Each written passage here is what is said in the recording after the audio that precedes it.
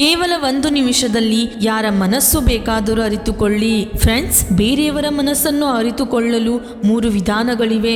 ಆದರೆ ಈ 3 ವಿಷಯಗಳನ್ನು ಅರಿತುಕೊಳ್ಳುವುದು ಬಹಳ ಅವಶ್ಯಕತೆ ಇದೆ.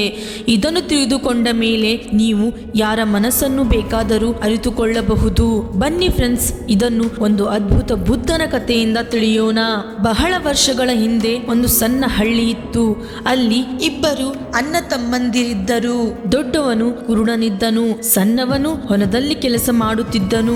ಅವರ ಹೊಲದಲ್ಲಿ ಕಾಡಿನ ಪ್ರಾಣಿಗಳು ಬಂದು ಅವರ ಬೆಳೆಗಳು ನಾಶ ಮಾಡುತ್ತಿದ್ದವು. ಆದ್ದರಿಂದ ಸಣ್ಣವನು ಬಹಳ ಚಿಂತೆಯಲ್ಲಿ ಇರುತ್ತಿದ್ದನು.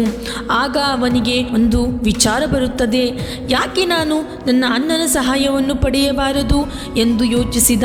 ಹೇಗಾದರೂ ಅವನು ಕುರುಡನಿದ್ದಾನೆ. ಹೊಲದಲ್ಲಿ ಕುಳಿತುಕೊಂಡು ಪ್ರಾಣಿಗಳು ಬಂದರೆ ಜೋರಾಗಿ ಸಪ್ಪಳ ಸದ್ದು ಮಾಡಿ ಓಡಿಸಬಹುದು ಹಾಗೂ ಅದರಿಂದ ನಮ್ಮ ಬೆಳೆಗಳು ಉಳಿಯಬಹುದು ಎಂದು ಯೋಚಿಸುತ್ತಾನೆ. ನಂತರ ಹೊಲದಲ್ಲಿ ಒಂದು ಸಣ್ಣ ಚಪ್ಪರ ಹಾಕುತ್ತಾನೆ. ಅಲ್ಲಿ ಅಣ್ಣನಿಗೆ ಕುಳಿತುಕೊಳ್ಳಲು ಹೇಳುತ್ತಾನೆ. ಇದರಿಂದ ನಮ್ಮ ಹೊಲದಲ್ಲಿರುವ ಬೇಳೆಗಳು ಉಳಿಯಬಹುದು ಮತ್ತು ಪ್ರಾಣಿಗಳು ಸಹ ಓಡಿ ಹೋಗಬಹುದು. ಆಗ ಅಣ್ಣನು ತಮ್ಮನ ಮಾತಿಗೆ ಒಪ್ಪಿಗೆ ಕೊಡುತ್ತಾನೆ. ನಂತರ ಅಲ್ಲಿ ಬರುತ್ತಿದ್ದ ಪ್ರಾಣಿಗಳ ಸಪ್ಪಳವನ್ನು ಕೇಳಿ ಪ್ರಾಣಿಗಳನ್ನು ಓಡಿಸಲು ಶುರು ಮಾಡುತ್ತಾನೆ. ಹೀಗೆ ಮಾಡುತ್ತಾ ಮಾಡುತ್ತಾ ಬಹಳ ದಿನಗಳು ಕಳೆದವು. ಆದರೆ ಒಂದು ದಿನ ಅಲ್ಲಿ ಒಂದು ಜಿಂಕೆ ಹೊಲದಿಂದ ಓಡಿ ಹೋಗುತ್ತದೆ. ಅದನ್ನು ಹಿಂಬಾಲಿಸಿ ಒಬ್ಬ ರಾಜನು ಕೂಡ ಬರುತ್ತಾನೆ. ನಂತರ ಆ ರಾಜನ ದೃಷ್ಟಿಯು ಆ ಕುರುಡನ ವ್ಯಕ್ತಿಯ ಮೇಲೆ ಬೀಳುತ್ತದೆ. ಆಗ ಅವನು ಆ ಕುರುಡನನ್ನು ಕೇಳುತ್ತಾನೆ, ನಾನು ಒಂದು ಪ್ರಾಣಿಯನ್ನು ಹಿಂಬಾಲಿಸಿಕೊಂಡು ಬಂದೆ, ಅದು ಎಲ್ಲಿ ಹೋಯಿತು ಎಂದು ನಿನಗೆ ಗೊತ್ತಿದೆಯಾ ಎಂದು ಕೇಳಿದ. ನಂತರ ಕುರುಡ ಹೇಳುತ್ತಾನೆ, ನಾನು ಕುರುಡನಿದ್ದೇನೆ, ಆ ಪ್ರಾಣಿಯನ್ನು ನೋಡಲು ಹೇಗೆ ಸಾಧ್ಯ? ಆದರೆ ನಾನು ಹೇಳಬಲ್ಲೆ, ಆ ಪ್ರಾಣಿ ನಿಮ್ಮ ಯೋಗ್ಯವಲ್ಲ. ರಾಜನು ಆಶ್ಚರ್ಯವಾಗುತ್ತಾನೆ. ನೀನು ಕುರುಡ, ಆದರೆ ನಿನಗೆ ಕಣ್ಣುಗಳು ಕಾಣುವುದಿಲ್ಲ, ಆದರೆ ಹೇಗೆ ಹೇಳುವೆ? ಆಗ ಕುರುಡನು ಹೇಳುತ್ತಾನೆ, ನಾನು ಹೇಳಬಲ್ಲೆ, ಆ ಜಿಂಕೆಯು ಹೆಣ್ಣು ಜಿಂಕೆ ಮತ್ತು ಅದು ಗರ್ಭವತಿಯಾಗಿದೆ. ನಾನು ಕೇಳಿದ್ದೆ, ರಾಜನು ಹೆಣ್ಣು ಗರ್ಭವತಿ ಜಿಂಕೆಗೆ ಭೇಟಿ ಮಾಡುವುದಿಲ್ಲ ಎಂದು. ರಾಜ ಮತ್ತೆ ಚಕಿತನಾಗುತ್ತಾನೆ. ಇವನು ನೋಡಿದರೆ ಕುರುಡ, ಆದರೆ ಹೇಗೆ ಹೇಳುತ್ತಾನೆ? ರಾಜನಿಗೆ ಕುತೂಹಲವಾಯಿತು. ಸೇನಾಪತಿಗೆ ಆದೇಶ ನೀಡುತ್ತಾನೆ, ಹೋಗಿ ಆ ಜಿಂಕೆಯನ್ನು ಹುಡುಕಿ ನಾನು ನೋಡಬೇಕು, ಅದು ಹೆಣ್ಣು ಅಥವಾ ಗಂಡು ಎಂದು. ಆಗ ಸೇನಾಪತಿಯು ಹುಡುಕಿ ಬರುತ್ತಾನೆ. ರಾಜರೇ, ಈ ಕುರುಡ ಹೇಳಿದ ಮಾತು ಸತ್ಯವಿದೆ. ಆ ಜಿಂಕೆಯು ಒಂದು ಹೆಣ್ಣು ಗರ್ಭವತಿ ಜಿಂಕೆಯಾಗಿದೆ. ರಾಜನು ಕುರುಡನಿಗೆ ಕೇಳುತ್ತಾನೆ, ನೀನು ಕುರುಡ ಇದೆಯಾ? ಇಲ್ಲ, ನನಗೆ ಗೊತ್ತಿಲ್ಲ. ನಾನು ನಿನಗೆ ಮೊದಲ ಬಾರಿ ನೋಡುತ್ತಿದ್ದೇನೆ. ನನಗೆ ನೀನು ಹೇಳು, ನಿನ್ನ ಕಣ್ಣುಗಳು ಕಾಣುವುದಿಲ್ಲ, ಆದರೆ ಹೇಗೆ ಹೇಳಿದೆ? ಕುರುಡನು ಹೇಳುತ್ತಾನೆ, ನಾನು ಬೆಳಗ್ಗೆಯಿಂದ ಸಂಜೆ ತನಕ ಈ ಹೊಲದಲ್ಲಿ ಇದೇ ನನ್ನ ಕೆಲಸ. ಕಾಡು ಪ್ರಾಣಿಗಳು ಬಂದರೆ ಅವುಗಳನ್ನು ಓಡಿಸುವುದು. ರಾಜನು ಕೇಳುತ್ತಾನೆ, ನಿನಗೆ ಅದೊಂದು ಹೆಣ್ಣು ಗರ್ಭವತಿ ಎಂದು ಹೇಗೆ ತಿಳಿಯಿತು? ಕುರುಡ ಹೇಳಿದ, ಅದರ ಓಡುವ ಸಪ್ಪಳ ರಭಸದಿಂದ ನನಗೆ ತಿಳಿಯಿತು ಮತ್ತು ನನ್ನ ಹೊಲದ ಬೇಲಿಯನ್ನು ಜಿಗಿದು ಹೋಗಲಿಲ್ಲ. ಅದು ಅದರ ಕೆಳಗಿನಿಂದ ಹಾದಿ ಮಾಡಿ ಹೋಯಿತು. ಅದು ಒಂದು ವೇಳೆ ಗಂಡು ಇದ್ದರೆ ಬೇಲಿಯನ್ನು ಜಿಗಿದು ಹೋಗುತ್ತಿತ್ತು. ಆ ಬೇಲಿಯು ಬಹಳ ಎತ್ತರವೂ ಇರಲಿಲ್ಲ. ಹೆಣ್ಣು ಜಿಂಕೆಯಾಗಿದ್ದರಿಂದ ಅದು ತನ್ನ ಹೊಟ್ಟೆಯಲ್ಲಿರುವ ಮಗುವಿನ ರಕ್ಷಣೆಗಾಗಿ ಬೇಲಿಯನ್ನು ಜಿಗಿದು ಹೋಗಲಿಲ್ಲ. ಅದರಿಂದ ನನಗೆ ತಿಳಿಯಿತು ಎಂದು ರಾಜನಿಗೆ ಹೇಳಿದ. ಆಗ ರಾಜನು, ಈ ಮನುಷ್ಯ ಕುರುಡನಿದ್ದರೂ ಬಹಳ ಬುದ್ಧಿವಂತನಿದ್ದಾನೆ. ರಾಜನು ಮರಳಿ ಅರಮನೆಗೆ ಬರುತ್ತಾನೆ. ಅರಮನೆಗೆ ಕುರುಡನನ್ನು ಕರೆಯುತ್ತಾನೆ. ನೀನು ಕುರುಡನಿದ್ದರೂ ಬಹಳ ಬುದ್ಧಿವಂತನಾಗಿದ್ದೀಯಾ? ರಾಜನು ಕುರುಡನಿಗೆ ಕೇಳಿದ, ನೀನು ಹೇಳಬಲ್ಲೆಯಾ ನನ್ನ ಹೆಂಡತಿ ಪತಿವ್ರತೆಯೋ ಅಥವಾ ಇಲ್ಲವೋ ಎಂದು ಕೇಳಿದ. ಆಗ ಕುರುಡ ಹೇಳಿದ, ರಾಜರೇ, ನಿಮ್ಮ ಮದುವೆಯಾಗಿ ಇಷ್ಟು ವರ್ಷವಾಯಿತು, ನಿಮಗೆ ಏಕೆ ಇಂಥ ಸಂಶಯ? ಆಗ ರಾಜನು ಸಿಟ್ಟಿನಿಂದ ಕುರುಡನಿಗೆ ಹೇಳುತ್ತಾನೆ, ನನ್ನ ಪ್ರಶ್ನೆಗೆ ಉತ್ತರ ಹೇಳಿದರೆ ಸರಿ, ಇಲ್ಲವೆಂದರೆ ನಿನಗೆ ಕೊಂದು ಬಿಡುತ್ತೇನೆ ಎಂದ. ಆಗ ಕುರುಡನು ರಾಜನಿಗೆ ಹೇಳಿದ, ನಿಮ್ಮ ಹೆಂಡತಿಯನ್ನು ಪರೀಕ್ಷಿಸಲು ನನ್ನ ಜೊತೆ ಒಂದು ರೂಮಿನಲ್ಲಿ ಇಬ್ಬರಿಗೆ ಕಳುಹಿಸಿ ಎಂದ. ರಾಜನಿಗೆ ಸಿಟ್ಟು ಬಂತು, ಆದರೆ ಸೇನಾಪತಿಗೆ ಆದೇಶ ಕೊಟ್ಟ. ಸೇನಾಪತಿಯು ರಾಜನ ಆದೇಶದಂತೆ ಇಬ್ಬರಿಗೂ ಒಂದು ರೂಮಿನಲ್ಲಿ ಹಾಕಿದ. ಕುರುಡ ರಾಣಿಗೆ ಹೇಳಿದ, ನಾನು ನಿಮ್ಮನ್ನು ಸ್ಪರ್ಶ ಮಾಡಬೇಕು. ರಾಣಿಗೆ ಕೋಪ ಬಂದು ಅವನಿಗೆ ಹೇಗೆ ಬೇಕು ಹಾಗೆ ಕೈಗಳಿಂದ ಕಾಲುಗಳಿಂದ ಬಹಳ ಹೊಡೆಯುತ್ತಾಳೆ. ಆಗ ಕುರುಡ ರಾಜನಿಗೆ ಬಂದು ಹೇಳಿದ, ಹೇ ರಾಜ, ನಿನ್ನ ಹೆಂಡತಿಯು ಪತಿವ್ರತೆಯಲ್ಲ. ರಾಜನು ಹಿಂದೆ ಮುಂದೆ ಯೋಚಿಸದೆ ಕತ್ತಿಯನ್ನು ಹಿಡಿದು ರಾಣಿಯ ಕಡೆ ಕೊಲ್ಲಲು ಹೊರಟ. ರಾಣಿಗೆ ಕೇಳಿದ, ನನ್ನ ಪ್ರಶ್ನೆಗಳಿಗೆ ಉತ್ತರ ಕೊಡು ಎಂದ. ನೀನು ಪತಿವ್ರತೆಯೋ ಅಥವಾ ಇಲ್ಲವೋ ಎಂದು ಕೇಳಿದ. ರಾಣಿಯು ಹೇಳಿದಳು, ನಾನು ಪತಿವ್ರತೆಯೂ ಇಲ್ಲ ಎಂದಳು. ರಾಜನು ಕುರುಡನಿಗೆ ಕೇಳಿದ, ನಿನಗೆ ನನ್ನ ರಾಣಿಯು ಪತಿವ್ರತೆ ಇಲ್ಲವೆಂದು ಹೇಗೆ ತಿಳಿಯಿತು? ಕುರುಡ ಹೇಳಿದ, ಬಹಳ ಸರಳವಾಗಿದೆ. ನಾನು ರಾಣಿಗೆ ಕೇಳಿದೆ, ನಿಮ್ಮನ್ನು ಸ್ಪರ್ಶ ಮಾಡಬೇಕು. ಆಗ ರಾಣಿಯು ನನಗೆ ಹಿಂದೆ ಮುಂದೆ ಯೋಚಿಸಿದೆ ಕೈ ಕಾಲುಗಳಿಂದ ಬಹಳ ಹೊಡೆಯುತ್ತಾಳೆ. ಆದ್ದರಿಂದ ತಿಳಿದು ಬರುತ್ತದೆ. ನಾನು ರಾಣಿಗೆ ಸ್ಪರ್ಶ ಮಾಡಲು ಕೇಳಿದಾಗ ನನಗೆ ಹೊಡೆಯಲು ಶುರು ಮಾಡಿದಳು. ಅದೇ ಪತಿವ್ರತೆ ಇದ್ದವಳು ಸ್ಪರ್ಶವೂ ಮಾಡುತ್ತಿರಲಿಲ್ಲ. ಆದ್ದರಿಂದ ತಿಳಿದು ಬರುತ್ತದೆ, ಪತಿವ್ರತೆ ಹೆಣ್ಣು ತನ್ನ ಗಂಡನನ್ನು ಬಿಟ್ಟು ಯಾರಿಂದಲೂ ಸ್ಪರ್ಶ ಮಾಡಿಕೊಳ್ಳುವುದಿಲ್ಲ. ಈ ಮಾತಿನಿಂದ ರಾಜನು ಕುರುಡನಿಗೆ, ನೀನು ಬಹಳ ಬುದ್ಧಿವಂತನಿದ್ದೀಯಾ ಎಂದನು. ರಾಜನು ಕುರುಡನಿಗೆ ಮತ್ತೊಂದು ಪ್ರಶ್ನೆ ಕೇಳಿದ. ಈ ಪ್ರಶ್ನೆಗೆ ನನಗೆ ಉತ್ತರ ಹೇಳಿದರೆ ನಿನಗೆ ಇಲ್ಲಿಂದ ಹೋಗಲು ಬಿಡುತ್ತೇನೆ ಎಂದ. ರಾಜನು ಪ್ರಶ್ನೆ ಕೇಳಿದ, ನಾನು ನನ್ನ ಅಪ್ಪನ ಪುತ್ರನೇ ಎಂದು ಕೇಳಿದ. ಕುರುಡ ಹೇಳಿದ, ಈ ಪ್ರಶ್ನೆಗೆ ಉತ್ತರ ಹೇಳಲು ನನಗೆ ನಿಮ್ಮ ಅಮ್ಮನ ಬಳಿ ಹೋಗುವುದು ಅವಶ್ಯಕತೆ ಇಲ್ಲ. ಇದನ್ನು ಇಲ್ಲಿಂದಾನೇ ಸರಳವಾಗಿ ಹೇಳಬಲ್ಲೆ. ಆದರೆ ನನಗೆ ಒಂದು ಮಾತು ಕೊಡಿ, ನನಗೆ ಏನು ತೊಂದರೆ ಮಾಡುವುದಿಲ್ಲ ಎಂದು. ಆಗ ಕುರುಡ ಹೇಳಿದ, ನಿಮಗೆ ಒಬ್ಬ ಕಂಜೂಸು ಶೆಟ್ಟಿಯ ನೆರಳು ಬಿದ್ದಿದೆ ಎಂದ. ಆಗ ರಾಜನು ಸಿಟ್ಟಿನಿಂದ ತನ್ನ ಕತ್ತಿಯನ್ನು ತೆಗೆದು ತಮ್ಮ ಅಮ್ಮನ ಬಳಿ ಹೋಗಿ ಅಮ್ಮನಿಗೆ ಕೇಳಿದ, ನಾನು ನನ್ನ ಅಪ್ಪನ ಮಗನೇ ಎಂದು ಕೇಳಿದ.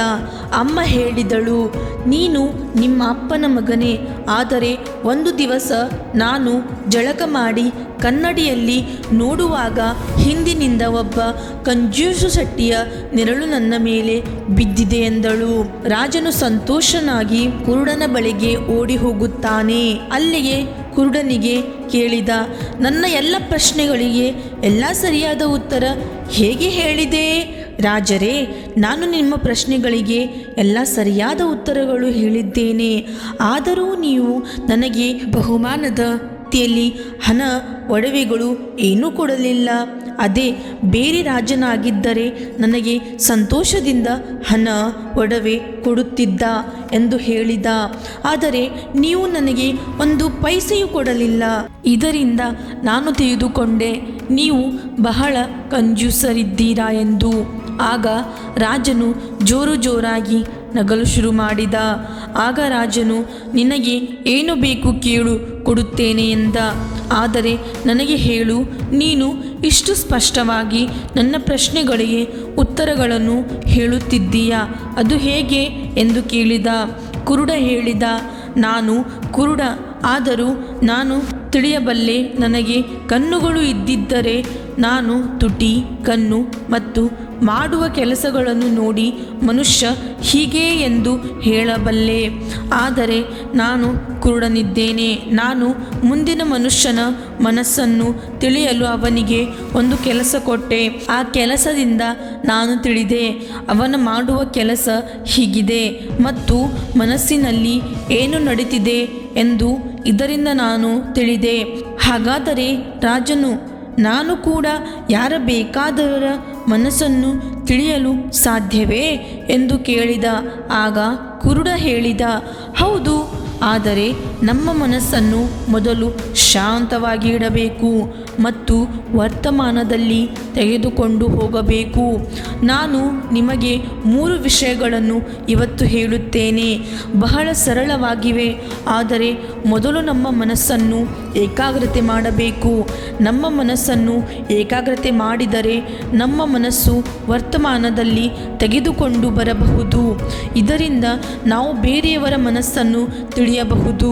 ಹೇಗೆ ಎಂದರೆ, ಆ ಮನುಷ್ಯನು ವರ್ತಮಾನದ ವಿಚಾರದಲ್ಲಿ ಇದ್ದಾನೆ, ಆದ್ದರಿಂದ ನಮಗೂ ಮನಸ್ಸನ್ನು ವರ್ತಮಾನದಲ್ಲಿ ತೆಗೆದುಕೊಂಡು ಬರಬೇಕು.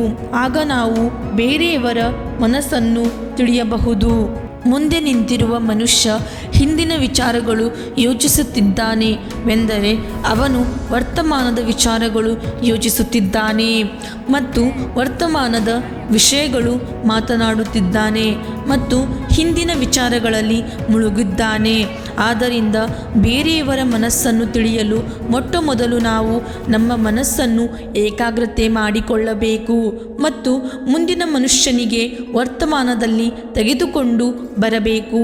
ಹೇ ರಾಜರೇ, ನಾನು ಈಗ ಈ 3 ವಿಷಯಗಳು ನಿಮಗೆ ಹೇಳುತ್ತೇನೆ. ಇದರಿಂದ ನೀವು ಯಾರ ಮನಸ್ಸನ್ನು ಕೂಡ ತಿಳಿಯಬಹುದು. ಆಗ ಆ ಕುರುಡ ರಾಜನಿಗೆ ಹೇಳುತ್ತಾನೆ, ನೀವು ಮುಂದಿನ ವ್ಯಕ್ತಿಯ ಜೊತೆ ಮಾತನಾಡುತ್ತಿದ್ದೀರಾ. ಮೊದಲು ಅವನ ಕಣ್ಣುಗಳನ್ನು ನೋಡಿ. ಕಣ್ಣುಗಳಿಂದ ಬಹಳಷ್ಟು ತಿಳಿಯಬಹುದು. ಕಣ್ಣುಗಳು ಸುಳ್ಳು ಹೇಳುವುದಿಲ್ಲ.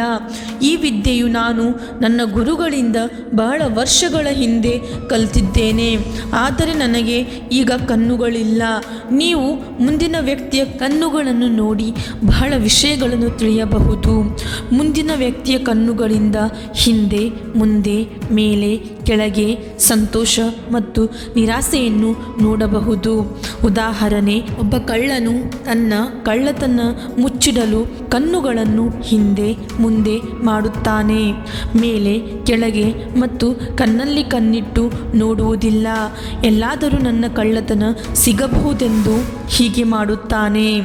ಆದರೆ ಒಬ್ಬ ಸಾಮಾನ್ಯ ವ್ಯಕ್ತಿಯು ಕಣ್ಣಲ್ಲಿ ಕಾಣುವ ಧೈರ್ಯವು ಬೇರೆಯೇ ಇರುತ್ತದೆ. ಇದರಿಂದ ನಾವು ಸತ್ಯವನ್ನು ತಿಳಿಯಬಹುದು. ಆಗ ಎರಡನೇ ಮಾತು ಹೇಳುತ್ತಾನೆ, ನಾವು ಹೇಗೆ ಕಣ್ಣುಗಳಿಂದ ಮನುಷ್ಯನ ಮನಸ್ಸು ತಿಳಿಯಬಹುದೋ ಹಾಗೆಯೇ ತುಟಿ, ಮೂಗು, ಮುಖವನ್ನು ನೋಡಿ ತಿಳಿಯಬಹುದು. ಮುಂದಿನ ವ್ಯಕ್ತಿಯು ನಿರಾಸೆಯಾಗಿದ್ದಾನೆಯೋ ಸಂತೋಷನಾಗಿದ್ದಾನೆಯೋ ಎಂದು ತಿಳಿಯಬಹುದು. ಮೂರನೇ ಮಾತು, ಮನುಷ್ಯನ ಮನಸ್ಸನ್ನು ತಿಳಿಯಲು ಮತ್ತೊಂದು ಕೈಗಳ ಹಾವ ಭಾವದಿಂದ.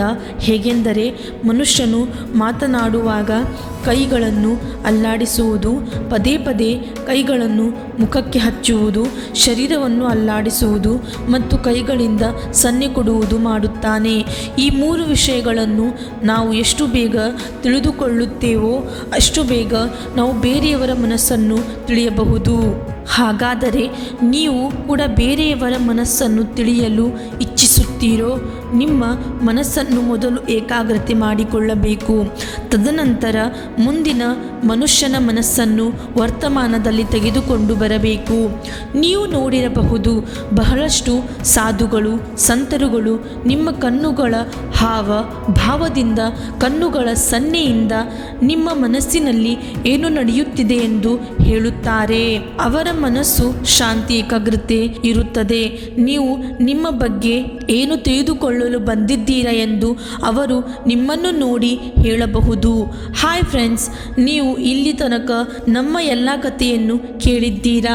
ಹಾಗಾದರೆ ನಿಮಗೊಂದು ಸಣ್ಣ ರಿಕ್ವೆಸ್ಟ್, ನಮ್ಮ ಚಾನಲನ್ನು ಸಬ್ಸ್ಕ್ರೈಬ್ ಮಾಡಿ ಮತ್ತು ಇದೇ ರೀತಿ ಒಳ್ಳೆಯ ವಿಚಾರಗಳ ಬಗ್ಗೆ ತಿಳಿಯೋಣ. ಜೈ ನಮೋ ಬುದ್ಧಾಯ.